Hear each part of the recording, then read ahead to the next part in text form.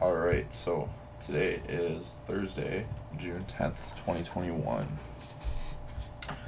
Today we had CPI news on gold, which was definitely interesting. Um, so, to start off, before CPI happened, during the London Open, we did break below our weekly low. And this is something I would have liked to catch, but I was not awake to catch this. Because as you can see, once we broke through this weekly low, it was a nice drop. And if you come on the lower time frames, it would have been super, super easy to catch. Um, this either enter on the impulse, it did retrace a bit, but there's basically no drawdown, so it would have just kept going. Or you want to be safe, wait for the 30 minute to close. It waited for us to enter on the break of this low, and it dropped a nice, nice drop. So that would have been super nice to catch. That's just a textbook trade right there. Another textbook thing that happened was right here. After this drop of this break below this major level, our weekly low, we had the textbook. We had a pullback. We got a nice rejection to the upside. Candle closed bearish on the 30 minute, so pretty good time frame. Also on the 1 hour, um, indicating to us that this is a resistance being formed, and this is just a retracement, and it will likely continue down. I actually caught a trade on the break of this right here. So we had our retracement, we came down, and then we started to get some rejections. This closed small bullish, but then once we had a bearish close again, this was telling me we formed another resistance, and that we were either going to range between this support and that resistance like this, or we would break below this support and we would continue down to fill this, which is actually a 4 hour wick fill. So once we broke below here, I impulse entered the trade, came down, I secured profits around here, and let my runner run a small position that ended up pulling all the way down here, which was nice, but it was a very small position. And that's actually the only trade I managed to catch. I didn't get any of this CPI action, which is unfortunate, but I could have also gotten some nasty L's, which I'm sure many people probably got with this whole situation right here. Now, to mention quickly this situation, this is something that I found very interesting and was something that I'm really happy to have learned today. So if you look, we'll go on the 15 minute. So if you look here, we are coming down here, as I said, where I took this trade. This is where I took my trade down to here. And I knew that if we broke this, which is this 4 hour low, after we filled this wick, we had clean traffic down to around here, whether it's at this support or where these bodies didn't close above, which is ended up being where it wicked. I knew that we had very clean traffic below here. And I also knew that it was expected that CPI data was going to come out very well, which is good for the US dollar, which in turn is bad for gold, which would send gold down. So I was waiting for a break below here. Now what happened, if you see right here, this is 7:45. If I come down to the 5 minute, yeah, so on the 5 minute you can see we were slowly approaching it, just approaching NY open. And actually at 7:55, it was later than 7:55, it was 30 seconds before the NY open, we broke below this low.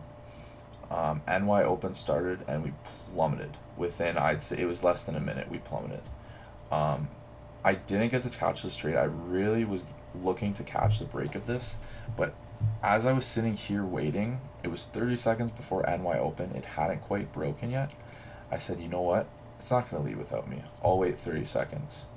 And what happened is it didn't wait for me, it broke below. Within a few seconds, NY open happened and it plummeted, and I had no chance to catch it, no upper wick.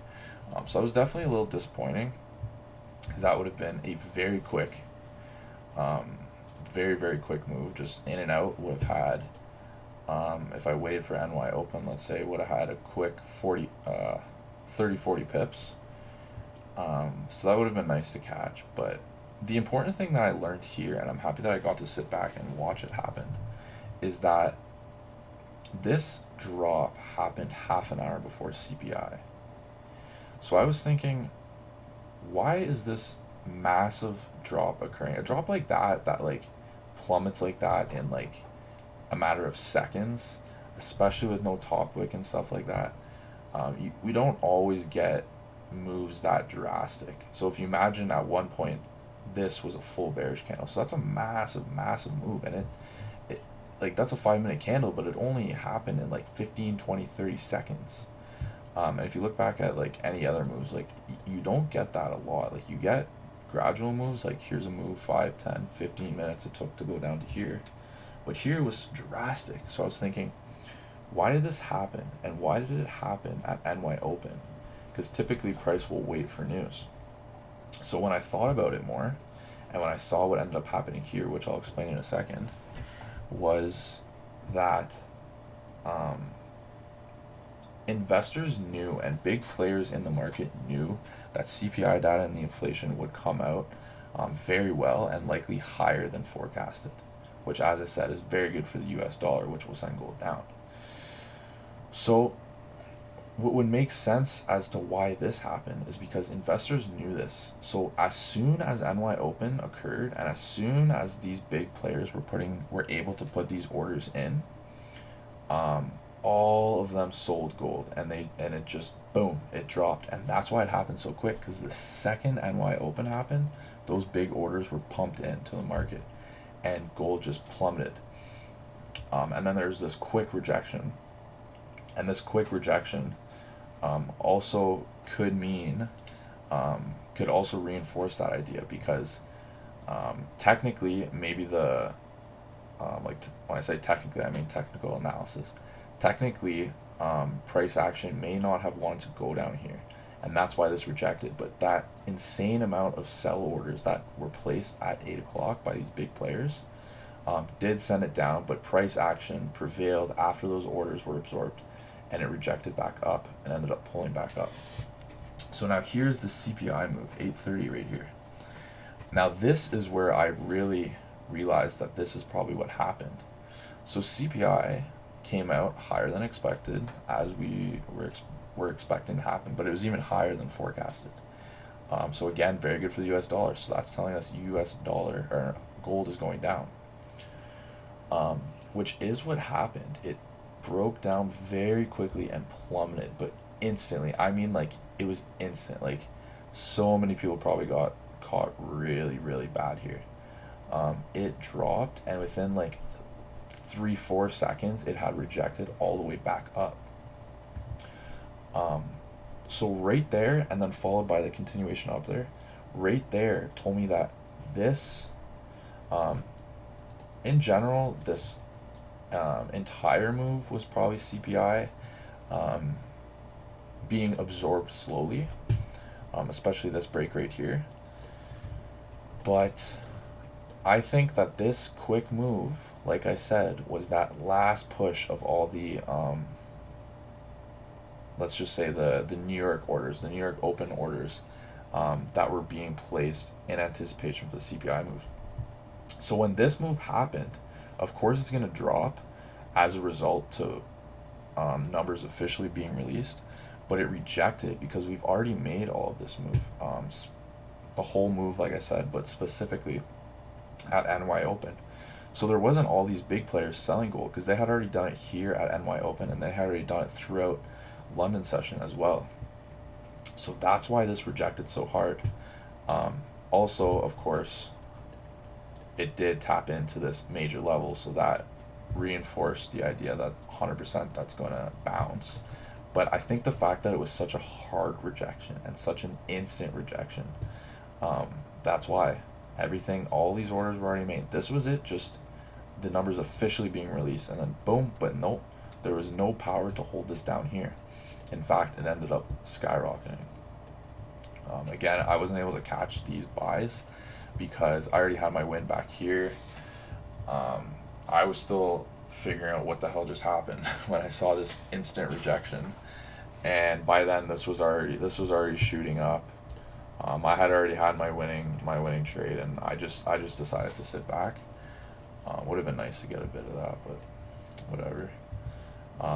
Obviously, some great entries would have been really, like there's so many potential entries, but the best one would have been once this NY open 30-minute candle broke. Phenomenal time to enter, because then you're at least looking to retest this area, which is 50-60 pips away. Look at the higher time frames. Even more so, I would probably be targeting this more so than that, which is obviously a big move. Again, we did continue as London close approached. We got our retracement, so if anyone missed this, then this retracement support created. This candle is starting to break these highs. Even if you wanted to wait because it didn't break this wick, then you could have entered on here. Sure, you may have been pulled back a little bit, but you still would have been good. But by then, London is closed, so I'd consider that a bit more risky. So this would have been the buys to take. Either the break of the 30-minute low that was down here, or here. The only issue is here is then you're starting to get into a bit of a messy range. So yeah, that's what happened today. It was interesting. All these CPI rejections. We had this nice move right here, the break, retest, break of the low. Learned a lot about here though. That 8 a.m. break, like I said, I really suggest you guys listen to what I said about that, because I discussed it with a lot of other people and it seems like it definitely makes sense. So yeah, that's something really to keep in mind for any time we see this occur again.